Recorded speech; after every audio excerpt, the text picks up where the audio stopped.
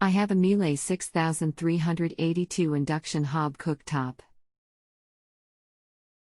I have fault code showing and the entire unit will not work.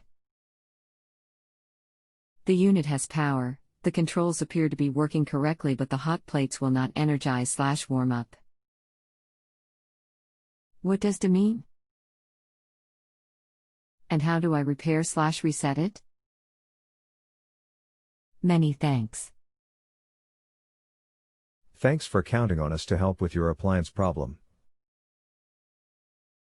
My name is XXXXXX I look forward to helping you. The unit is in demo mode. Page 50 in the manual below will explain how to program the settings and get it out of demo mode. Attachment 2013-08-17-145809_Miele_induction_cooktop_manual.pdf. If you have a home improvement or appliance question and want to chat with an expert now, visit JustAnswer.com/YTHI.